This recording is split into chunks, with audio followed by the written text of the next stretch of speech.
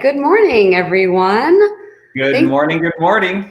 Thanks for being here. Welcome to this Sunday's edition of Come Follow Me with the Mormon News Report podcast. My name is Jenny Noonan Dye.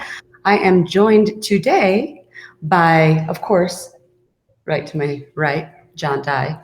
Hey, everybody. He is the one responsible for everything you're seeing on the screen here. And then also Ben Bernards from California. Good morning, Ben. Good morning. Happy holidays. Merry Christmas to everybody. And we're so grateful to be here one more time for Sunday school, especially on this COVID Corona Christmas weird edition that is 2020. I don't know about you, but it feels like the holidays just haven't been the same. And I'm glad that we can still keep this tiny little bit of a tradition going together. And so thanks to everybody that's out there that's going to be joining on the Facebook live stream, that's willing to chime in. If you're there, please let us know where you're tuning in from. Be sure to say hi. And if you're listening on the podcast, happy holidays a couple days after the fact, and we hope that you had a good one. Yeah, no kidding. So Ben, when you say that, obviously with all your alliteration with Corona, COVID, Christmas, how was it different for you personally? Oh man, it's like we hit a couple of days where I just looked at my wife and I'm like, is it really Christmas yet? Because it kind of feels like it. Like I've got the lights up outside, but not all of them. In fact, there's a photo that I really need to take that I think is like the quintessential photo of my Christmas this year. I've got my Christmas lights on the house. One of the strings is totally burnt out. Two of the strings are like hanging down from one side of the house. I've got 3 boxes of lights still in the box sitting there on the roof, where at one point I was like, it was getting dark and I didn't have time to finish putting stuff. So I've just like chucked stuff up there on the roof and left it there. And every time I drive by my house, the whole thing just kind of looks like half baked and half finished and half-hearted, as if I've just completely given up. And I wanted to go up there, and part of me was like, oh, we're the only house on the block that looks so horrible and like totally half done. And then I thought, no, that's real. Like, that is legit how this Christmas totally feels. And if that's the best that I can do is a burnt out string and boxes sitting there of where it should be, then guess what? Cheers, everybody. Merry Christmas. That's what we do. I think you bring up a lot of really good points. I mean, if it is the best we can do, I mean, that's significant. It's so. Just a little sidebar here, but one thing that John likes to do every year around the holidays is start a Facebook fight by asking, what is the worst Christmas song? And inevitably, someone will mention Little Drummer Boy. I'm going to say, though, this is kind of weird, I think, but this year, I've been thinking about that Little Drummer Boy, and I feel a kinship with the idea of feeling like the gift I have to bring or what I have to offer isn't enough, but still being willing to give what I have. Of course, there are some pretty funny memes out there about, would you like me to play this drum for your sleeping newborn baby? Merry Christmas. But Joseph's out there rocking with a guitar solo, and Mary nods her head like, oh, fine.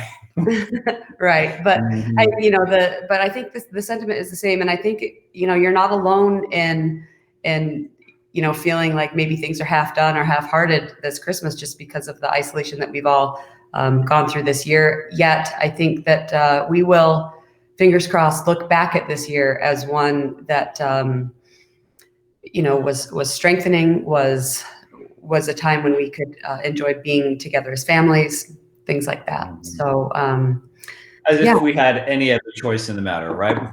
I was talking with my wife about it. I'm like, oh, we get to spend time as a family, and she's like, oh, you mean like Tuesdays and Wednesdays? Like that's all we do is spend time together as a family. We're stuck in the bubble. That's what we got. But if we put like a holiday bow on top, then it's a different version of it somehow, right? Yeah, well said. Exactly. It's kind of like, well, yeah, I think this year we'll just stay home. Right. It's going to be a small version of Christmas. We're not really going to go out. We're not going to do a big dinner. It's just going to stay. Yeah, we're kind of wishing for something different. So I'm curious for John and Jenny and for the Dye household, what are some of the Christmas traditions that you guys normally do? So I'm curious, kind of like, what would you normally do, and then what was different? So has anything changed this year? Did you introduce anything new, or did you try to keep it back to what it used to be, or how did you guys approach this? Well, that's an interesting question for a few reasons. One, this is our third? No, our fourth Christmas as a married couple.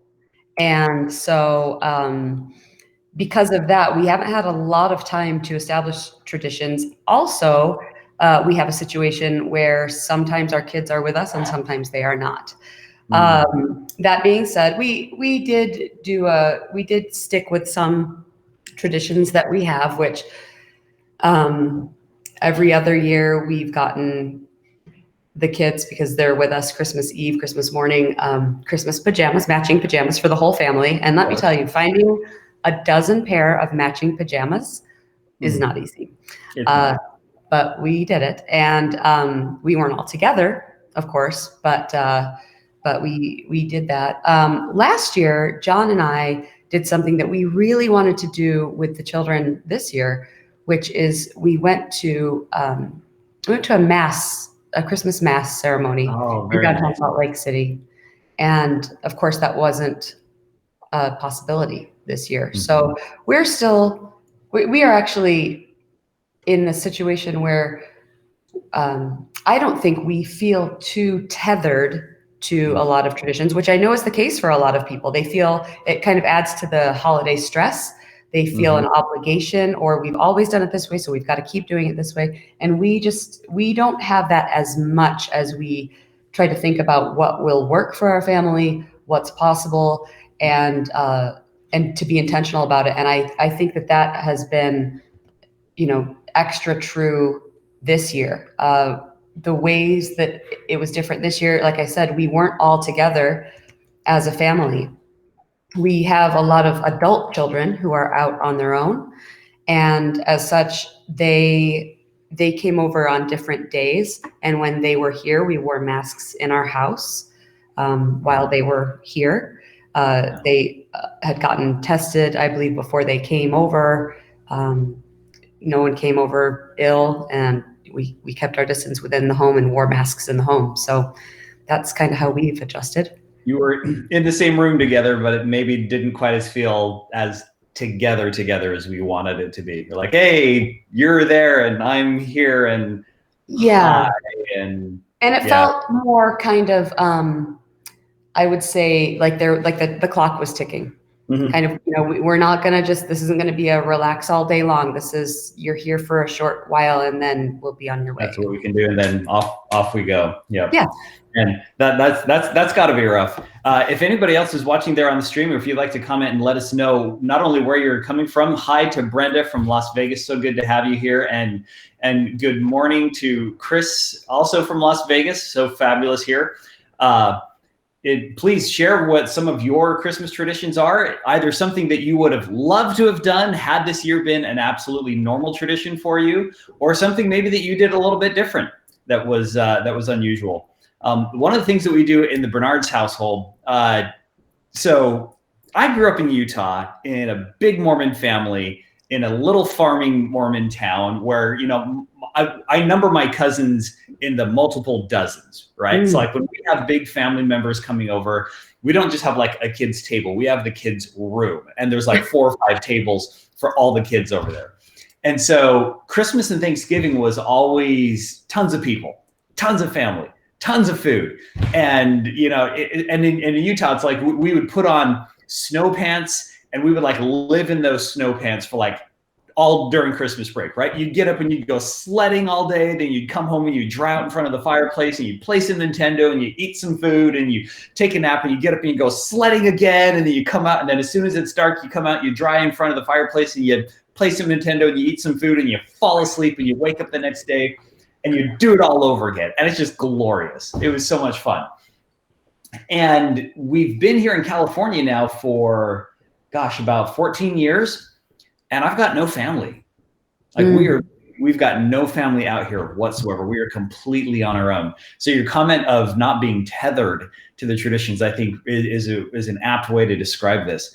When we first came out here, it felt really bizarre, like really lonely, you know, because we're like, what do we do? And I kind of looked at my wife and we realized how much we'd been on kind of like autopilot anytime it came to a holiday or a special event or a gathering, where we were doing the things that we already knew how to do because we assumed that there was always going to be aunts and uncles and grandparents and nieces and nephews and birthdays and all those other people around us. And then once we realized that it was just us, that it was me and my wife and our 2 kids with a third on the way, and we could make that holiday, you know, whatever we wanted to be. I'm not going to lie, at the very beginning, it was really lonely. Like it felt so quiet and so simple and almost like disappointing. You know, it's like I'm used to the chaos and the noise and the plans and everything. And then once we realized that it could be a tiny little thing, we had to work really hard to find and to kind of establish new traditions. But I think that was a really good thing because it really gave us a chance to sit back and reflect on what we felt was meaningful instead of simply going along with this. I would call it behavioral inertia, right? Where you're just kind of going along the whole way just because somebody else did it before us. But finally we said, let's do something different. And one year, about 4 years ago, I looked at her, I said, Megan, I want to do a big shindig. Like I need the social connection. I need the noise. I need the kids running around. I need the parents looking for, you know, you lose track of somebody and whose kid is this kid and food and the house is full, kind of like a housewarming party. And so we finally established a handful of friends in the ward that we were in. And I said, you know, I know each of you that have been here a long time, all of you have family here, but we don't. So I want to throw a big old holiday feast. And instead of, we can't substitute on Christmas. So let's do, so our tradition has been we've created what we call the Jingle Mingle. The last Saturday before Christmas, anybody who wants to come is invited to our house in your ugly sweaters, your matching Christmas jammies, roll out of bed, put your hair in a messy bun, throw on a ball cap, whatever. And we will provide a crepe buffet. And everybody else can bring anything they want to share. And if you want to show up with no food whatsoever and be that guy that just leeches, you know, all the bacon from somebody else, that's totally fine. But then, so they'd roll up, and of course, you know, we have a fireplace, but who uses a fireplace in California, right? So I get a big, like a video on YouTube of a crackling fire, and I put that on the TV, and we've got obnoxious Christmas music cranking on the iTunes, and we just throw the door open. And the first year that we did it, I didn't think anybody was going to come. And like family after family after family showed up. And it was messy. And we probably ran out of food way too early. And we probably spilled some stuff on the carpet. And I tell you, it was glorious because it finally felt like that little bit of home, you know. And I realized that sort of familial connection where you're bumping elbows, but everybody's surrounded by the goodwill and the willingness to be together. And in this case, it was the food that does it. And I'll have some other photos, some other traditions we have later on of the food that brings us. For me, that was the secret sauce, no pun intended, right? It's like, that's what we needed together. And so every year, that's been one of our absolute favorite traditions. And I do a cute little Pinteresty style invitation that I print out and I shove it in the mail, and I'm like, okay, Jingle Mingle this day, everybody come, bring your neighbors, bring your dogs. And this year we couldn't do it. You know, we said there's no Jingle Mingle. And I was surprised at how many of my friends and family or their family members pinged us and they said, man, I'm really missing the Jingle Mingle. I wish we could do like a crepe buffet at somebody's house or something like that. And I thought, okay, well, you know, next year, fingers crossed, everything will be better, but hopefully we'll be able to see that one come back again. Yeah. Yeah, I think, first of all, that's awesome. I love that you did that. And I think that's a really cool thing. It's a really good example of intentionally creating what you want your Christmas to be. For a lot of people, there's a combination of that, of the social element, and then also some quiet, some stillness. And I really like that you were innovative, that you reached out and you created what you wanted and what you needed. And based on the feedback that you've received, it's needed by other people as well. So I actually I'm quite curious about how next year will go for all of us. Having had restrictions this year, I'm hoping that next year for all of us will be more intentional, will be more, even more meaningful in new or old ways. One of the things that we have focused on throughout our relationship is we really like the world challenge. We like the world stuff. It was a part of our lives professionally for a while, and it's just part of kind of who we are. I think we like it a lot. And this year, when I think we had 3 of our adult kids over one night, we did a reading of Luke 2, and it was really nice. It was really nice to do that all together. It seemed maybe even too simple. Like, oh no, this can't be it. This is too easy. But it was I think it was a really nice thing to do. We have had some comments of people sharing their experiences. Let's see. Bella said, wearing the Light the World jersey in Guyana this year was super nice for our members there. That's a nice way to feel united, even if you can't be together physically. Good job, Bella. Chris shares, I've spent every Christmas Eve with my brothers and sisters and our families until this year. My dad is almost 88 and his wife just had surgery, so we scrapped our plans this year. I was so sad, but I spent the evening with my daughter and her 2 boys. We had dinner and drove around looking at Christmas lights. My family did come to my house on Christmas Day for dinner, but it was different for sure. So, and Brenda shares, we had a simple Christmas. It was quite different as we focused on Jesus Christ. Each year I have given gifts to my family that I live with. This year was just not possible. I had to decide what I can give is the gift of having the Savior in our home. We watched nativities and enjoyed the spirit of the season, the full purpose of his life. That's really great. I think that there has been a unique opportunity this year with the way that people have been innovative in sharing things virtually. If you can't go to an experience is brought to you. And I know that's been the case with a lot of nativities that people have been sharing. John, do you have some that you wanted to share, or? Yeah, I mean, specifically, I mean, I just think it's interesting, and this kind of takes a little bit of a slant, but you know, these are nativity images from around the world. And I've forgotten the URL I got these from, but you know, these are from all over the world representing different cultures. This is Native American. I can't remember all of them, so I apologize, but just interesting. Obviously, this is Latin America, somewhere in Ecuador, Peru, if I remember. But see the cowboy hat toward the bottom, and the goose, right? The gauchos, yeah. So I think it's just very interesting to see different depictions of the nativity from people all around the world. One from Uganda is coming up, I believe, if I've got the right one. This one's, I believe, Korea. Oh, and then we're back. There's a totally different one. Let me jump here really quick. Some more here, but obviously Thailand or somewhere similar. These are beautiful. Yeah, aren't they? Aren't they? This is Japanese. Just very, this is the African. Uganda? Uganda, Wow. yeah. So interesting to me to just see the depictions of people from around the world and how they interpret the nativity story in art form. Again, just beautiful.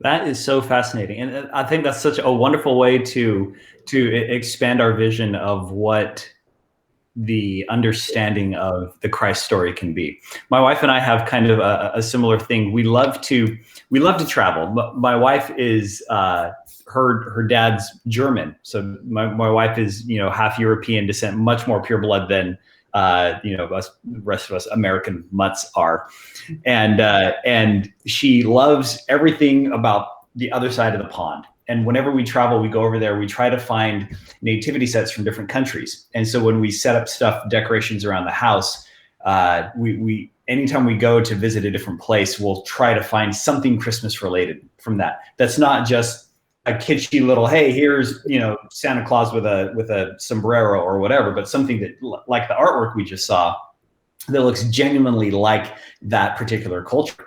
And it's been a wonderful little eye opener for our kids to see what Christmas can look like in other areas. We actually had an experience like that. John, I sent you a couple pictures of my boy in the kitchen with a couple of treats that we made. We did a kind of a new tradition this year. Well, actually, we started it within the past year or two. Christmas Eve, we had just about gone to bed. You know, it's 10 o'clock at night, 10:30. We're getting kids down. I still had presents to wrap, of course. My wife had all her stuff 100% done, you know, 3 days before. And mine's sitting in a pile of Amazon boxes in the closet where I was going to spend the next couple hours getting it taken care of. And my teenage son goes downstairs to start cooking in the kitchen. Like, he starts pulling out pans and everything. And I'm like, yo, buddy, time out. What are you doing? This is not the time to start cooking. And he says, I need to start making pastéis de nata for my seminary teacher. And we were like, hold up, what? And it turns out, so this is a little Portuguese dessert that we had learned to make the year before. And, you know, I had mentioned the Jingle Mingle host party that we love to throw together. You're probably seeing kind of a common theme in our household where food is kind of a big deal. We love to make it and to share it, and that's been the thing that brings us together. So one of the things that we found was we love making unique treats and sharing them with other family members and friends. So I come downstairs, and here's my son in the middle of making this thing called pastéis de nata. Pastéis de nata, and I'm probably saying that completely wrong. Ooh, that's not it. That's the chocolate babka, but we'll get to that one. This is pastéis de nata. It's a small little custard, and it's laminated dough. So laminated means it's been rolled really thin, and then you cover it with good high-quality European butter. You spread it out, then you fold it on top of itself, and then you roll it out again, and then you fold it again, and then you roll it out. So it's the same technique they used to make like croissants or you know, cronuts, or, you know, that sort of a thing. So in Portugal, however, they'll roll it out, and then they laminate it several times, and then they'll roll it up into a log, kind of like a cinnamon roll, and then cut it into a disc. So if you were to look at a cross section, it's like all spirally. And you take that disc and you put it in the bottom of a cupcake tin, and you press it flat into like what looks like the bottom of a little cupcake. Now, this still preserves all the lamination on the inside, but so you have this really ultra flaky, buttery little crust. And then you go and you make a basic custard sauce of egg yolks and heavy cream and really good high quality vanilla and a lot of sugar, and you pour it in and you shove it in the oven at 500 degrees for like 8 minutes. And the super high temperature will make the water, the liquid content in the butter of the pastry, evaporate very quickly. And when that happens, it creates millions of little tiny pockety holes inside the pastry. So when you bite into it, it flaky, crumbly, just kind of crackles in your mouth. But then the inside, the custard is all nice and cooked and has just a little bit of browning, almost like a creme brulee on top. And then you'll dust them with powdered sugar and hit them with some with cinnamon. And it's this little bite-sized, I think somebody said it's supposed to represent like sweet baby Jesus in a manger kind of a thing, because it literally means Christmas pastries in Portuguese, from what I've been told. And so this is what my son decided to make. He's like, hey, we're making these on Christmas Eve. And I came down, I was like, all right, looks like I'm not wrapping stuff. We're going to go down. We're going to make pastéis de nata, like several dozen of them. So we're down there rolling out the dough and smashing it into the tins and pouring out the pastries. And for him, this was his gift. This was his offering. And he made these for his absolute favorite seminary teacher who lives just a couple streets down the way. So the cool thing is she had her family members visiting for the holidays, and she had heard about these, and she had made a special request if there's any way that he could have some to share sometime during the holiday season. And so we pinged her the night before, and I was like, you've got warm treats coming Christmas morning. So my son got down there. We rolled out, laminated all the dough that night before. We made all the custard. and we got everything prepped. And then early Christmas morning, he sets his phone alarm, and he got up and he came and he poured the rest of the thing out, and we got them all cooked. And we popped over, like before we'd even opened presents or anything. We left them on the porch, rang the doorbell, and ran away. And we saw their family coming up with, like, they're in their jammies, they're just barely getting started. And there they were, like elves had magically made these things appear. And I just kind of looked at my kid and I was like, man, that was cool. Like that's what this is about, you know? And he's like, yeah, that was kind of a neat thing. He was really happy to do that. So I think this is one of our, I think something I want to add to our family tradition. Maybe it's the jingle mingle or just giving to the people, but these little Portuguese Christmas custards, apparently delicious. You know, what I like about that, besides the fact that I really want to try one now, is we were the recipients of a very sweet and thoughtful gift of this candied orange bread from a friend who, it's a special, top secret family recipe. And I, because of what she's told me about it, I'm well aware that the gift was not just the bread.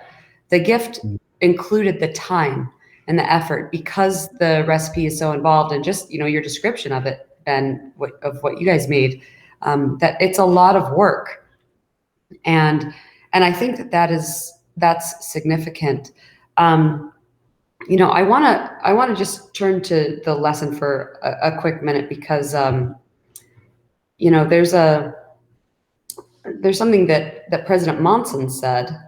Gosh, when was this? Like 93, and he talked about gifts of the Savior, and he says in part, "For a few moments, may we set aside the catalogs of Christmas with their gifts of exotic description. Let's even turn from the flowers for mother, the special tie for father, the cute doll, the train that whistles, the long-awaited bicycle, and direct our thoughts to those God-given gifts that endure. I have chosen from a long list just 4. First, the gift of birth. It has been universally bestowed on each of us. Ours was the divine privilege to depart our heavenly home, to tabernacle in the flesh, and to demonstrate by our lives our worthiness and qualifications to one day return to Him, precious loved ones, and a kingdom called celestial. Ours is the responsibility to show our gratitude by the actions of our lives. Second, the gift of peace. In the raucous world in which we live, the din of traffic, the blaring commercials of the media, and the sheer demands placed on our time, to say nothing of the problems of the world, cause headache, inflict pain, and sap our strength to cope. He who was burdened with sorrow and acquainted with grief speaks to every troubled heart and bestows the gift of peace. Peace I leave with you, my peace I give unto you. Not as the world giveth, give I unto you. Let not your heart be troubled, neither let it be afraid." Third, the gift of love. "Master, which is the great commandment in the law?" queried the lawyer who spoke to Jesus. Came the prompt reply, "Thou shalt love the Lord thy God with all thy heart, and with all thy soul, and with all thy mind. This is the first and great commandment. And the second is like unto it. Thou shalt love thy neighbor as thyself. Fourth, the gift of life, even immortality. Our Heavenly Father's plan contains the ultimate expressions of true love. All that we hold dear, even our families, our friends, our joy, our knowledge, our testimonies, would vanish were it not for our Father and His Son, the Lord Jesus Christ. Among the most cherished thoughts and writings in this world is the divine statement of truth, for God so loved the world that He gave His only begotten Son, that whosoever believeth in Him should not perish, but have everlasting life." And I know that there are several gifts of the Savior, like President Monson prefaced that quote with, that he chose just 4. But I think that, there's also, in this time of Christmas, of gift giving, there's another Christmas song, "In the Bleak Midwinter," and it's kind of this idea of what possibly could I give to the Savior, and I can give my heart. What can I give Him? Give my heart. And that goes back to what was it, Elder Maxwell, who talked about giving our will, and that's what we have to offer. That is our offering. Yep. Welcome, Ordine and Nilda. Thank you so much for joining from all the way from Toronto, Canada. So glad to have you here as well. We'll always save a spot for you on the bench. Yes. We won't make you speak or sign up to bring refreshments or anything. Chris brings up a good point, saying I did like the world as much as I could. I wasn't able to do everything, and it's changed over the past few years. And I know that there's been a lot of criticism about it. I'm really a firm believer in the idea that it's meant to add to and not take away from. So if what it's adding is stress, don't bother. What I've liked about various prompts with Light the World the most are the ones that focus on how what we're doing is like what the Savior would do. And there are sometimes it's more clear and sometimes it isn't. But I think, if it's something that's going to make you feel like you don't have time for it, or it's just one more thing to add to your to-do list, then I would say don't even stress about it. Absolutely. And that's a perspective that has really taken me a long time, to be perfectly honest. It's taken me a long time to internalize. When I first saw Light the World calendars and it had a list of things, I realized that I was operating under the belief that I was only a good Latter-day Saint if I did the things on the calendar when the calendar said I should do it. A checklist. Yeah, it's like, okay, this is Tuesday. What am I supposed to be doing on Tuesday? Well, it says that today I'm supposed to be baking cookies. Well, what if I just ran out of butter and sugar? And my kids need baths and I don't have time to bake cookies? Does that mean that, and I felt like that was the thing that I had to do. And if I miss it, well, then the next day I'm supposed to be singing a song with my family. And we were fighting after dinner. We're not in really the sing-songy kind of mood right now. And well, there's 2 days where I did not light the world. And because I didn't light the world, someone's not going to feel the Christmas spirit. And the whole holiday is totally ruined, right? And I realized that, like you said, that's not the goal. The goal is not to tell people how we should celebrate the holidays. The goal is not to say this is your things of what constitutes being a good Mormon or being a good member of the Church of Jesus Christ of Latter-day Saints. That's not the point. One of the ideas for them was to give people ideas. If you were looking around and you didn't know what to do and you felt like you wanted to do something, hey, check this out. This is kind of a list of ideas. And another thing is, I think there is some value to the sense of communal-based faith, where we know that multiple people are doing the same thing at the same time. It has this sense of connection, where we say, hey, today is a day where we are doing a service project for a family member in the ward. And there's something kind of cool knowing that other people all around the world are also doing similar things in the ward. And by being able to do that, we have this knowledge of my faith is interwoven with theirs. And so because of that, I look at these Light the World calendars, and instead of looking at it like it's some sort of a checklist that I have to do, I'm viewing it kind of like a box of chocolates. Like if you've ever received a gift box of chocolates where you open it up and they're all different shapes and sizes, and you're not quite sure, this one's got a funny little symbol on the top and maybe that one's got a nut on the side. Some of the things in that box of chocolates are going to be your favorites.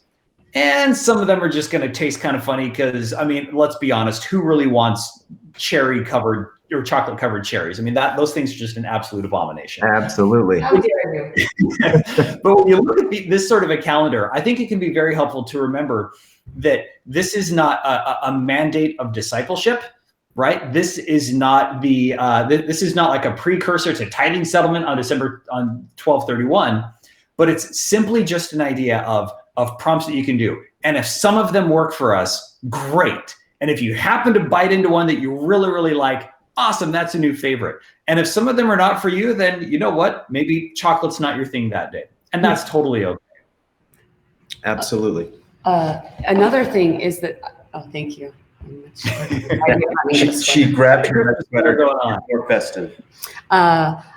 One thing that comes to mind also is that a lot of times in the past with the Light of the World prompts, one thing that I really like is when it talks about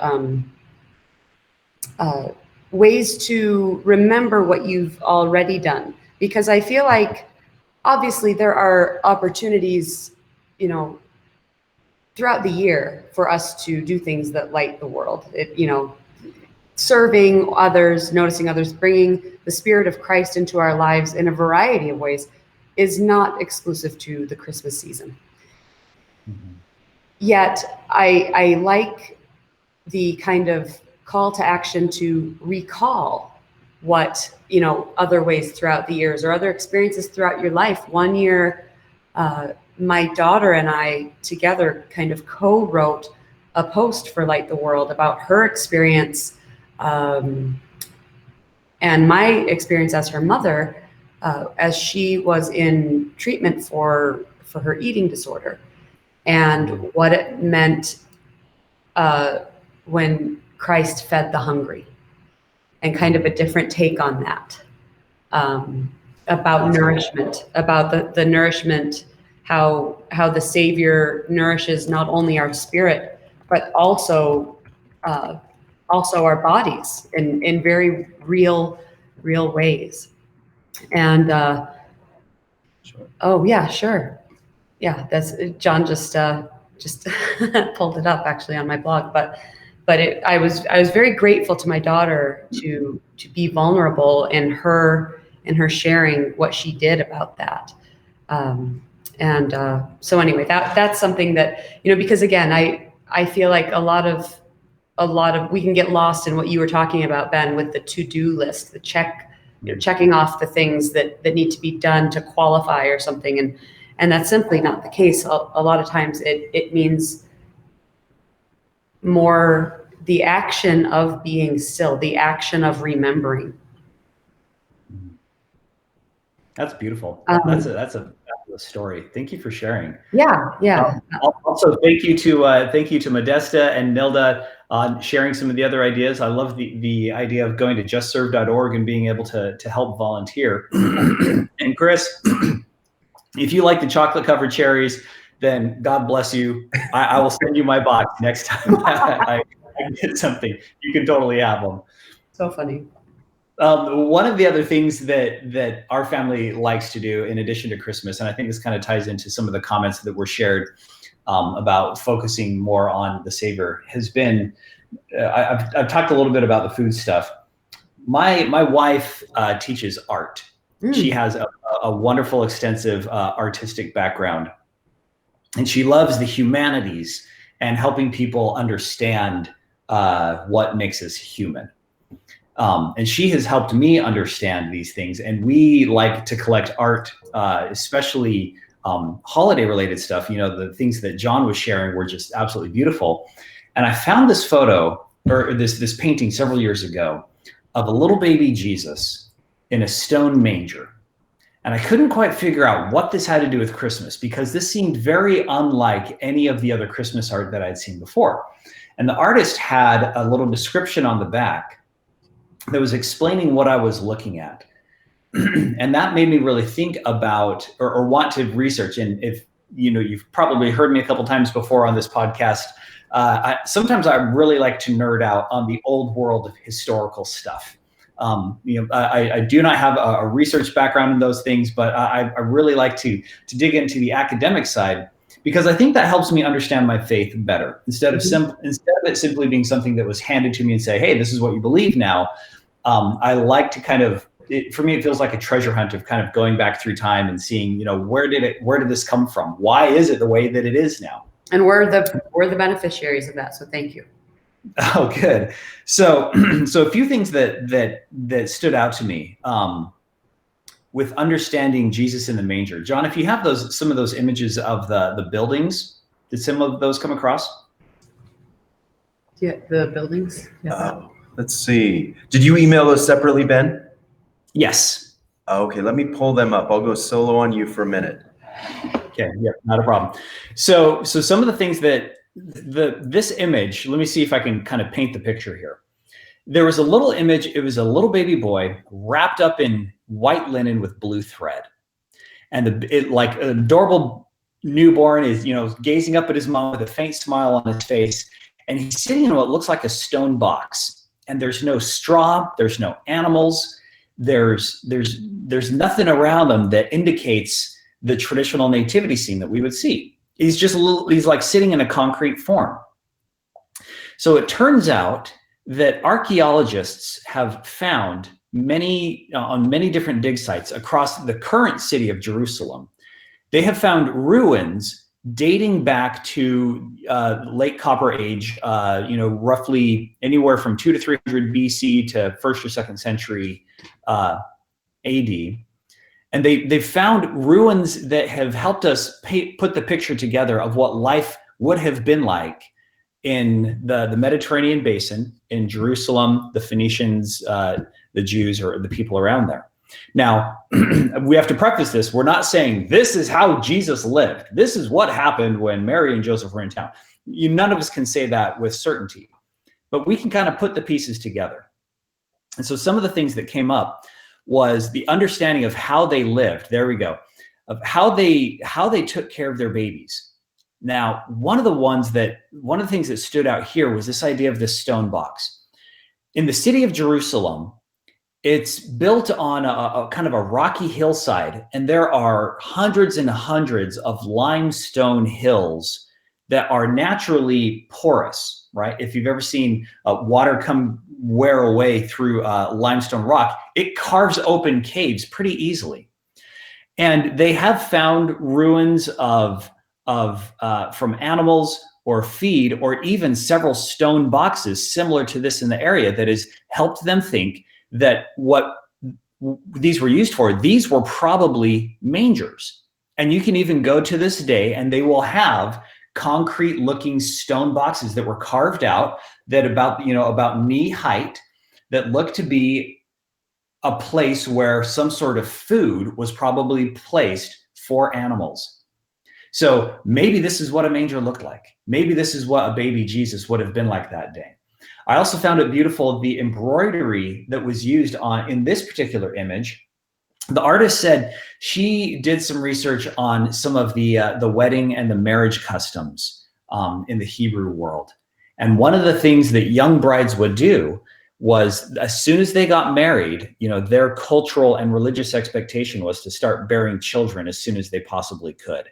And with that expectation, they would start doing a kind of like a homemaking exercise where they would do embroidery that would have symbols to their family line from the bride's side and the groom's side, like an image from either, that would be embroidered in a piece of cloth.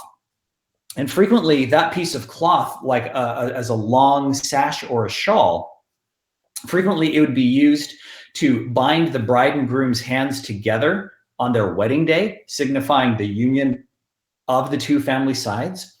And in some families, that same binding cloth with the images was also used as swaddling clothes for a newborn baby.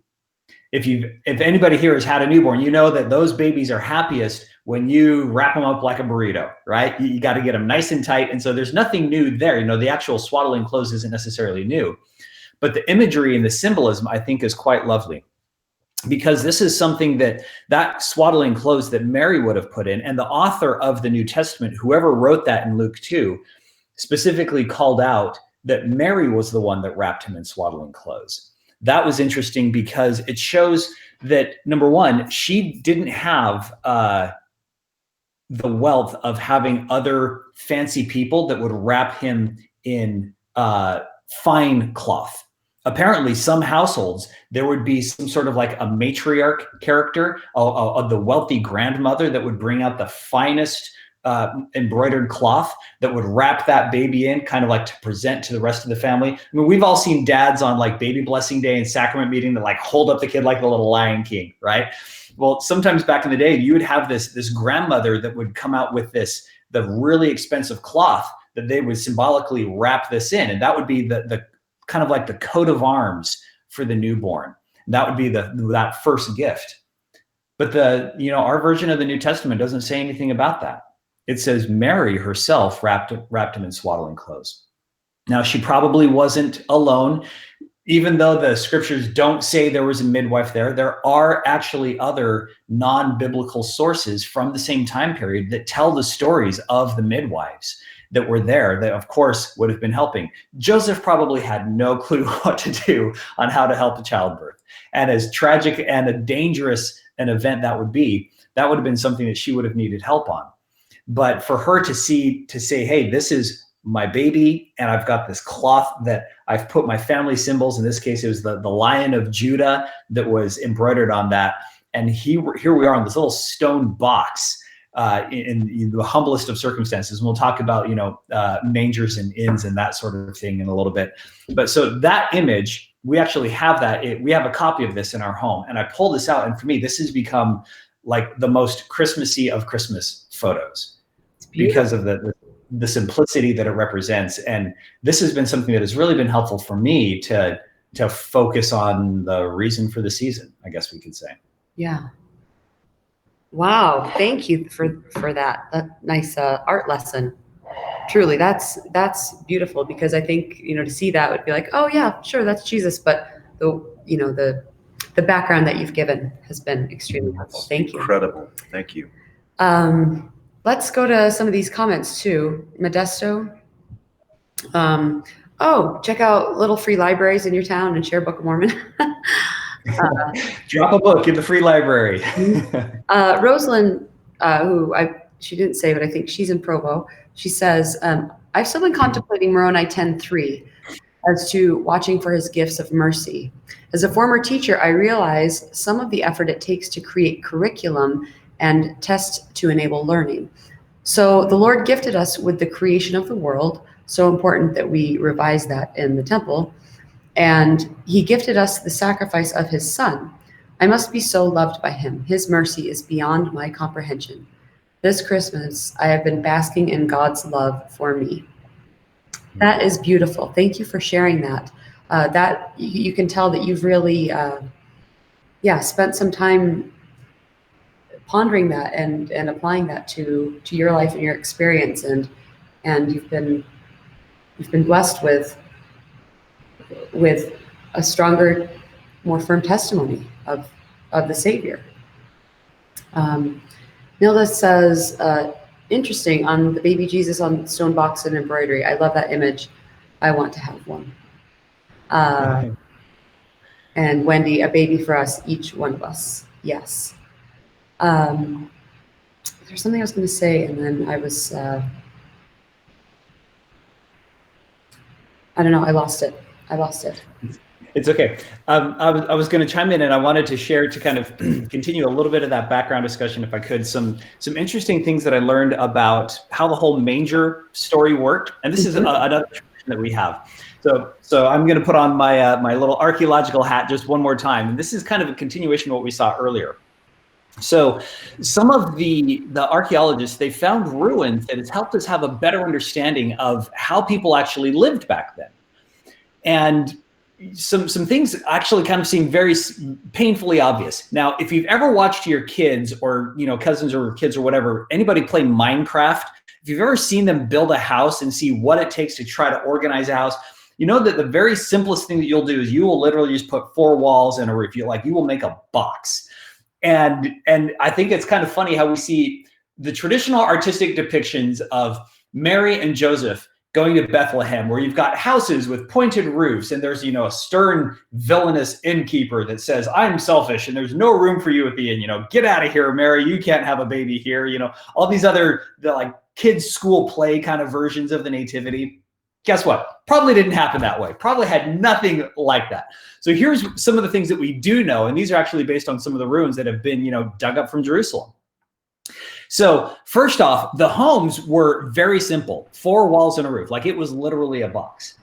And most people were literally dirt poor. If they had animals, which they would have needed in order to survive, both for helping them work and for producing feed, they probably kept them inside. These were not people that had, a 5-acre plot with a house and then there's a barn over on the side. Space was limited, and you did not have the luxury of being outside the city walls, because that's where the super dangerous stuff happened. So you wanted to cram yourself in as tightly as possible with all the folks around you for safety and protection, which meant you would also bring your animals with you. Yes, ladies and gentlemen, brothers and sisters, people were pretty much living in the barns with their animals. Now, to minimize the smell or the noise or the disruption or whatever, they would usually put animals on the ground floor when you first walked in. It would be kind of like a courtyard area. Sometimes they would have a little bit of an opening, but that was like kind of like the floor level garage where there'd be a fence on one side where you can stick a goat or a couple of chickens or maybe a donkey on one side. And then you would have other storage and other like tables and workaday things. We find a lot of tools like day-to-day living stuff on the ground floor. And then people would have either a ladder or a staircase that would go up to a second floor, something that makes it so the animals couldn't always come up top. And this is where we find implements of cooking and eating and sleeping quarters and maybe some somewhat finer pottery. Also, we would see things like for weaving or creating cloth. And then there would also be connections either like up onto the roof. So of course, you know, it's really hot out there. We don't have air conditioning. It's going to be several centuries before that gets invented. We need the air and we need the ventilation. So this is possibly what some of the buildings would have looked like. There's a couple other photos that we have here showing some actual recreations of how these houses were constructed. And some of them are actually quite lovely because it shows us, you know, we can imagine several of these buildings kind of crammed together. Maybe you'd walk in on the ground floor and there would be, you know, a stable down on one side and a couple different rooms. And here's another interesting part. In cities like this, one of the universal laws of the desert was you have to be a good guest host. You absolutely have to. And it's literally a matter of life or death. Now, this is just not a Hebrew thing or a Jewish thing. This is like Mesopotamian basin. It's been going on for centuries. One of the universal laws is hospitality. And people over there are still known for it to this day. The reason for it is sooner or later, you are probably going to need the goodwill and the hospitality of somebody else. You're going to need somebody to offer you a roof over your head. Maybe you're going to be on a journey and you didn't get as far as you thought you were going to get in one day and you need a place to sleep. Maybe you need some sort of physical support. Maybe it's just even a bag or skinful of water. But I guess the point is that nobody can make it through their journeys, their metaphorical and physical journeys alone. So we need help. And so the expectation, and this was like a strong social expectation, was you have to be a good guest host. If a guest shows up asking for something at your home, we do not turn them away. We just don't. And as a result, some of the homes would actually have a separate room. They would call it a kataluma. That's the old Greek word, a kataluma. There was a room set aside just for guests. And this is different than just like, oh, you know, the spare bedroom, you know, in my house or whatever, the guest room with the fancy towels that you're not allowed to use or whatever. This was a room that was set aside because you knew that on any given point in time, there was going to be guests showing up. It's not extra. It's intentional to make it for that purpose. Absolutely. Now, this kind of helps fill in the backstory in the Old Testament. If you remember the story of when Abraham was in Sodom and guests showed up that were angels, right? And then part of the reason that they were cursed is that those people were turned away and they were cast out. This is also part of the story. You see this in the story of the Good Samaritan, the woman at the well.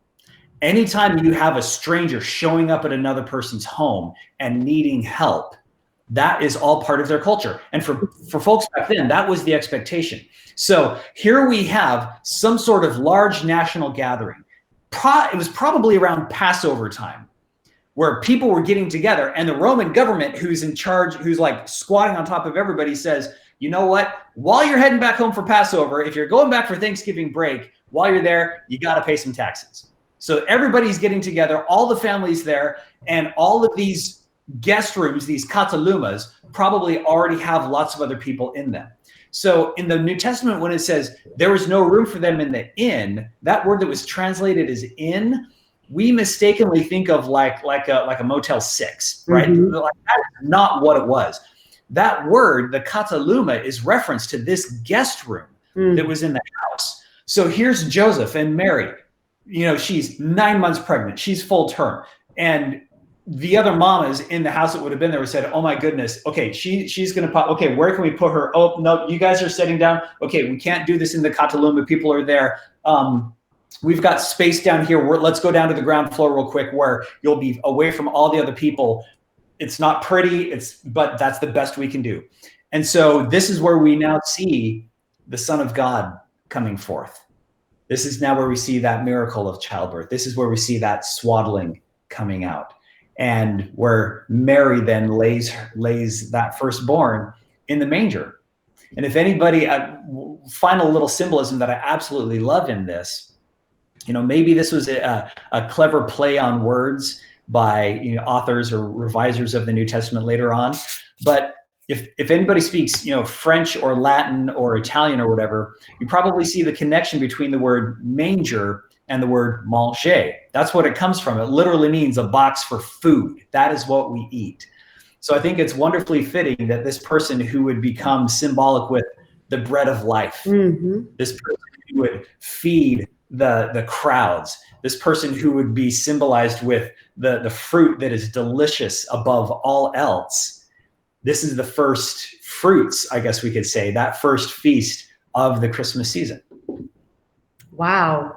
And, to those of you who are listening to this on the podcast later, I'm so sorry that you've missed out on all these images as we've been describing, as Ben has been going into detail.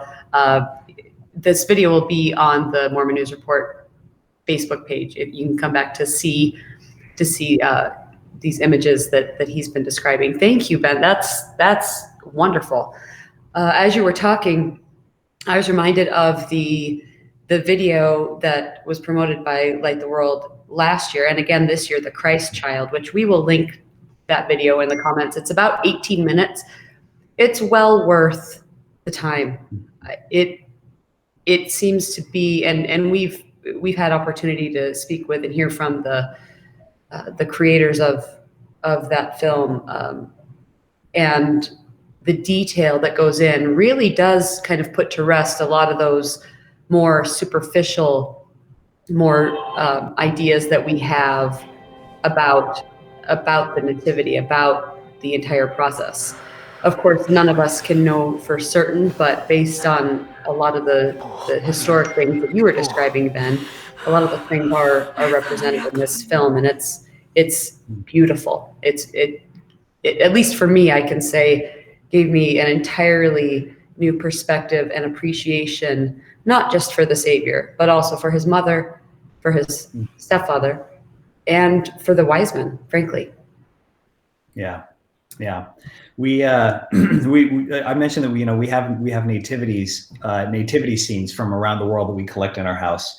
And my kids started doing this thing where they would put the three wise men, they would put them several feet away from the rest of the manger scene, because they weren't there that night, right? Yeah. And I think one of the things we've seen in the videos, the church videos, which I really love how we're trying to be more authentic with them, like more true to the real representation of how things likely happened. And so one of them shows the wise men coming, and sweet baby Jesus is not a baby anymore. He's a toddler. Like he's like this little 3, 4-year-old kid that comes out, he's like peeking around from around mom's skirts. And it's so cute because I'm like, yeah, there it is. This gold, frankincense, and myrrh was not there, sharing space with the shepherds, but it's later. And I think that's great. It shows us, likely what would have happened then. Yes, absolutely. Did you have anything you wanted to? No, I thought that was really, really good. One thing, Ben, that you did mention, as we bring up some of these images, sorry, not all of them imported, but totally fine. Very interesting as we look through it. I had a chance 4 years ago to visit where they think Christ was born. And it was literally a cave. 5 years ago. 5 years ago. And it was literally a cave, right? And many of the things that you said, I can picture in my mind's eye how that would have been put together. Literally as soon as you entered the cave, it was where the animals would have been. Obviously, that was a line of defense. Like you said, if there were pirates or marauders or people trying to come in and do harm, that was the first line of defense. But as you went back, you literally went back through this limestone creation, as you mentioned, in Bethlehem. And they have a spot marked where they believe the Christ child was actually born. So beautiful to experience that, to understand that, and to hear that from your perspective. Very, very accurate.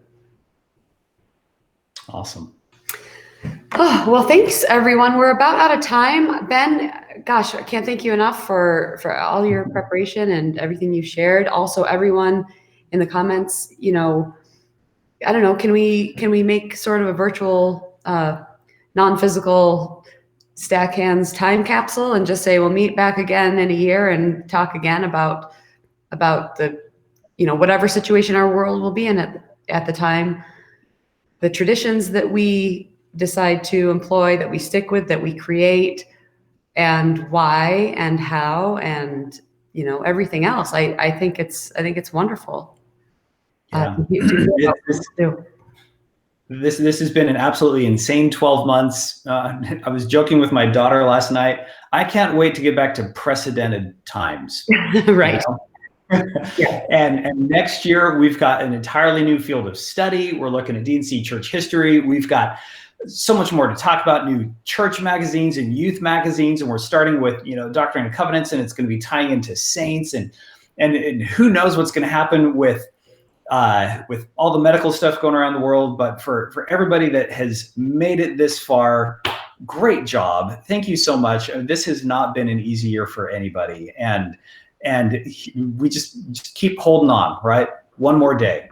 Honestly, that's all my family's been doing, is just take it one more day at a time. Just keep hanging in there, and it's going to be okay. We're going to make it through. So Merry Christmas from all of ours to all of yours. Thank you so much for all of your help and hard work to the Dye family, and to everybody that's listening or watching along. God bless every one of you, and we love you, and thank you very much for all you do. Thank you so much. I hope everyone has a wonderful, a safe, however you do it, New Year celebration this week. And I just want to mention that next week it will be January 3rd. Next week will be a new year. And so our lesson that we're going to be studying this year, like Ben mentioned, we are going to begin in Doctrine and Covenants. And so the title of the lesson is Hearken, O Ye People.